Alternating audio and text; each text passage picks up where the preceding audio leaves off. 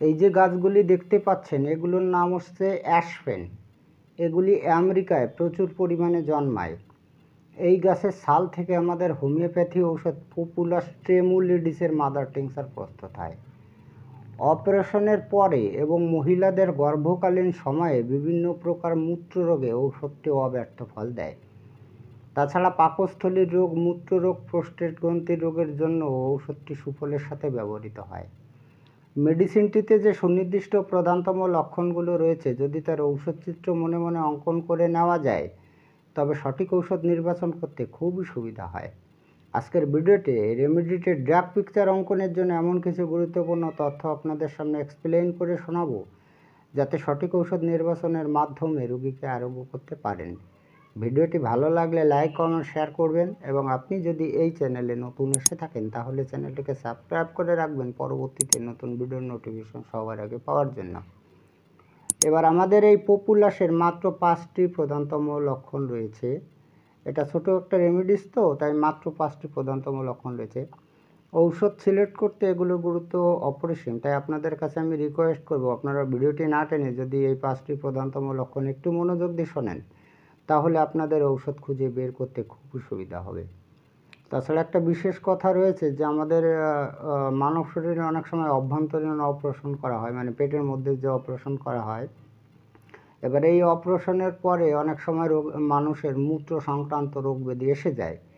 তো যদি এরকমটি এসে যায়, সেটা পুরুষও হতে পারে, মহিলাও হতে পারে, তাহলে আপনি এই ওষুধটির কথা একবার ভাবতে পারেন। এটা খুব একটা ভালো ঔষধ। যাই হোক, আমরা জেনে নিই যে এই ঔষধের প্রধানতম 5টি লক্ষণ কী কী রয়েছে।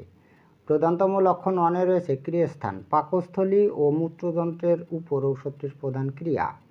তাহলে আমরা এটা জেনে নিলাম যে এই ওষুধটির 2টি যন্ত্রের উপর ক্রিয়া রয়েছে, একটা হচ্ছে পাকস্থলী আর একটা হচ্ছে মূত্রযন্ত্র। সুতরাং এই 2টি স্থানে যদি কোনো রোগ ব্যাধি উৎপন্ন হয় তাহলে ঔষধটির কথা অবশ্যই একবার ভাবতে পারেন। প্রধানতম লক্ষণ নাম্বার 2তে রয়েছে পাকস্থলী। অজীর্ণের সাথে পেট ফাঁপা, অল্প লক্ষণের সাথে বমি বমি ভাব, বৃদ্ধ ব্যক্তির পাকাশয় গোলযোগে ঔষধটি কিন্তু ভীষণ কার্যকারী। তো আমরা জেনে নিলাম অজীর্ণের সাথে পেট ফাঁপা। অজীর্ণ মানেটা কি? অজীর্ণ মানেটা হচ্ছে খাদ্যদ্রব্য উত্তম রূপে হজম হয় না, গোটা গোটা বের হয়, সেটাকে বলা হয় অজীর্ণ। সেই অজীর্ণর সাথে যদি পেট ফাঁপা থাকে আমরা ওষুধটির কথা ভাবতে পারি। অল্প লক্ষণের সঙ্গে, মানে মুখ টক হয়ে যাওয়া, অল্প হয়ে যাওয়া, তার সঙ্গে যদি বমি বমি ভাব থাকে এবং বৃদ্ধ ব্যক্তিদের যদি পাকাশয় গোলযোগ মানে পাকস্থলীর কোনো রোগ থাকে তাহলে আমরা এই ওষুধটি অবশ্যই ভাবতে পারি। প্রধানতম লক্ষণে 3তে রয়েছে মূত্র। কষ্টদায়ক ও জ্বালাকর মূত্রত্যাগ, মূত্রে শ্লেষ্মা ও পুষ থাকে। মহিলাদের গর্ভকালীন সময়ে মূত্র রোগে ওষুধটি কিন্তু অব্যর্থ ফল দেয়। তাহলে আমরা জানলাম যে মূত্র সংক্রান্ত মহিলাদের গর্ভকালীন সময়ে যদি কোনো মূত্র রোগে হয়ে থাকে তাহলে আপনি সেই ক্ষেত্রে কিন্তু এই ওষুধের কথা নির্বিঘ্নে ভাবতে পারেন। প্রধানতম লক্ষণ 4-এ রয়েছে জ্বর, নিশাঘর্ম ও কম্প জ্বর, শরীরের উপরিভাগে উত্তাপ বোধ, মাথা ভারী, মূত্রাশয়ের প্রদাহ ইত্যাদি উপসর্গ দেখা দেয়। এটা জ্বরের একটা ভালো ঔষধ। তো জ্বরের রোগীদের কী লক্ষণগুলো থাকে? নিশা মানে হচ্ছে রাত্রে ঘাম হয় ও কম্প জ্বর হয়, মানে কম্প দিয়ে জ্বরটা আসে।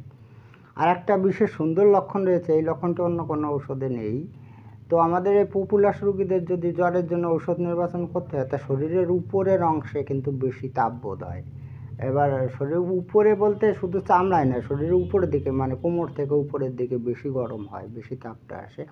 তো এটা দেখেই কিন্তু এই জ্বরের জন্য এই ওষুধটি নির্বাচন করা যায়।